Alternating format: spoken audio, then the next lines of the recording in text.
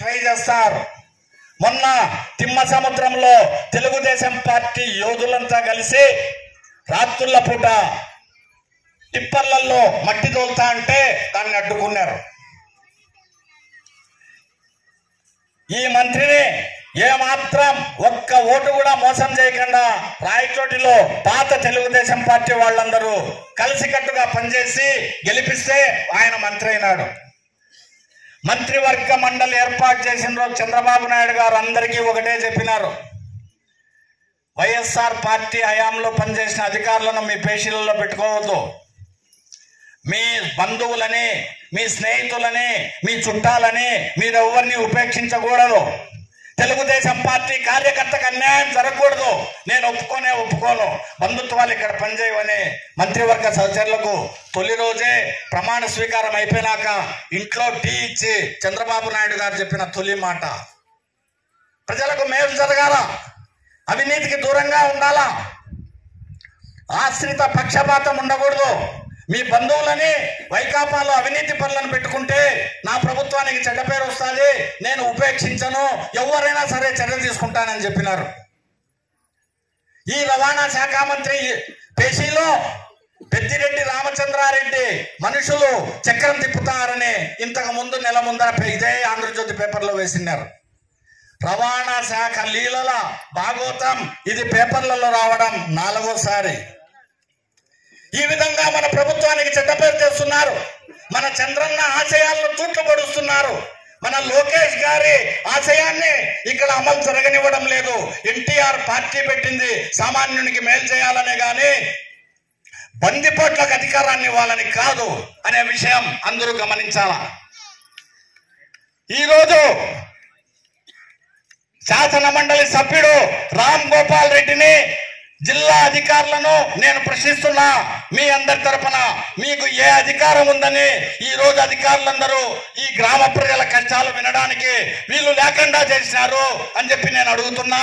ఈ విషయం మేము చంద్రబాబు నాయుడు గారితో మాట్లాడి ఈ ప్రజలందరికీ న్యాయం జరిగేటట్లు చూస్తాం. తిమ్మ సముద్రం గ్రామంలో మట్టి తోలుతా ఉంటే ఆ టిప్పర్లను మన తిమ్మ సముద్రంలో ఉండే కార్యకర్తలు పట్టుకుంటే వాళ్ళ బంధువులను, చిన్న ఉద్యోగస్తులు, పొట్ట నింపుకునే విద్యుత్ శాఖలో పనిచేస్తూ పొట్ట నింపుకునే చిన్న ఉద్యోగస్తులను బదిలీ చేయమని ఇదే రవాణా శాఖ మంత్రి గారు అధికారులను ఆదేశించడం జరిగింది. వాళ్ళు నా దగ్గరికి వచ్చినారు.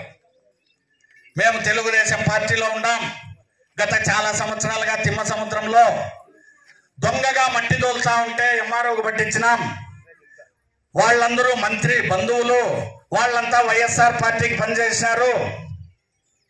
వాళ్లకు మంత్రి వత్తాసు పలుకుతున్నాడు, మేము ఎవరితో చెప్పుకోవాలా, మమ్మల్ని ట్రాన్స్ఫర్లు చేయమని రాజంపేట డిఈ మీద ఒత్తిడి తెస్తున్నాడు, మమ్మల్ని ఏమి చేయాలి మా పరిస్థితి అనే వాళ్ళు నా దగ్గరికి వచ్చి అడగడం జరిగింది. నేను డిఈకి ఫోన్ చేసిన, నేను చంద్రబాబు నాయుడు గారికి కంప్లైంట్ చేస్తా, ఇదంతా నువ్వు గనా వాళ్ళని ట్రాన్స్ఫర్ చేస్తే.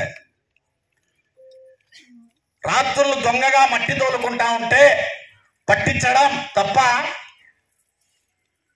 అందరూ మీ మండల అధ్యక్షుడు శివకుమార్ నాయుడుతో సహా అందరూ కలెక్టర్ గారికి పోయి రిప్రజెంటేషన్ ఇచ్చినారు.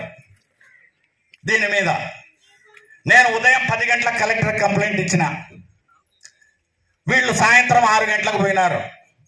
6 గంటలకు కలెక్టర్ ఏమీ తెలియని వానిలాగా అవునా ఆ విధంగా జరుగుతా ఉందా అని అప్పటికప్పుడు ఎంఆర్ఓని పిలిచి మందలించినాడు. కానీ చర్యలు ఏం లేవు. అదే ఎంఆర్ఓని ఇప్పుడు అడిగితే అనుంపల్లె నుంచి తోలుతారు మట్టి, నాకేం సంబంధంలే అని సమాధానం చెప్తాడు. ఈరోజు కూడా మట్టి తోలుతా ఉండరు. దీన్ని అడ్డుకునే వాళ్లే లేరు. కేవీపల్లెలో ఎర్రచంద్రం తోలుకుంటే సుండుపల్లె మీదుగా పోయేటప్పుడు దాన్ని పట్టుకునే హక్కు సుండుపల్లె పోలీసులకు లేదా అని అడుగుతాడా? అనుంపల్లెలో రాయచోటి మండలంలో మట్టెత్తితే దాన్ని అక్రమంగా సుండుపల్లె మండలంలో దించుకోవచ్చా? ఈ మాదిర మా తెలుగుదేశం ప్రభుత్వాన్ని నిర్వీర్యం చేస్తున్న నాయకులను మేము అడ్డుకుంటాం, భయపడాం, చంద్రబాబు నాయుడు గారి దృష్టికి తీసుకుపోతాం. మీ అవినీతి బాగోతాలు మేము బయట పెడతాం. ఎందుకు అధికారులు మీ మాట ఈ విధంగా వింటున్నారు? పుడుగుంటపల్లెలో ఇసుక రీచ్ ఏర్పాటు చేసినారు.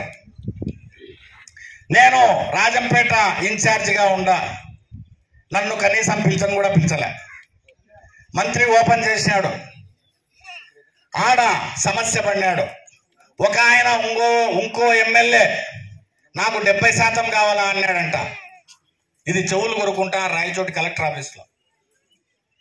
మంత్రికి 30% చాలు, నాకు 70% కావాలా అంటే ఒక ఉన్నతాధికారి పంచాయతీ చేసి సగం సగం అని చెప్పి ఆయనకు కొంచెం వాటా పెట్టుకున్నాడు అని రాయచోటి కలెక్టర్ ఆఫీస్లో చెవులు కొరుకుంటారు. అందుకని ఈ అధికారులంతా ఆ లావాదేవీల కారణంగా ఈ రోజు ప్రజలకు అధికారులు అందుబాటులోకి లేకుండా పోయింది. అన్యాయం చేస్తున్నారా? దీన్ని చంద్రబాబు నాయుడు గారు మేము ఓర్చుకుంటామా? ఓర్చుకోము. మేము నిలదీస్తాం. చంద్రబాబు నాయుడు దయాభిక్ష వల్ల మీకందరికీ పదవులు వచ్చినాయి. చంద్రబాబు నాయుడిని నమ్మి జనం ఓటేసినారు. ఎవరైనా గర్భవతులు ఆడవాళ్ళు ఉద్యోగాలు చేసేటప్పుడు, అయ్యా మా అమ్మాయి గర్భవతిగా ఉంది, దూర ప్రాంతంలో పనిచేస్తుంది, దగ్గరి ప్రాంతానికి రావాలా, ఒక సిఫారసు లేఖ అంటే మీ గ్రామంలో ఎవరికన్నా పెద్ద మనిషికి చెప్తే ఆయన ఎమ్మెల్యే దగ్గరకో మంత్రి దగ్గరకో ఇన్ఛార్జి దగ్గరకో పోయి లేఖ రాయించుకొని వచ్చి మీ పని జరిపించే పరిస్థితి. ఈరోజు ఈ జిల్లాలో 2 అసెంబ్లీ నియోజకవర్గాల్లో మంచి స్థానాల్లో ఉండే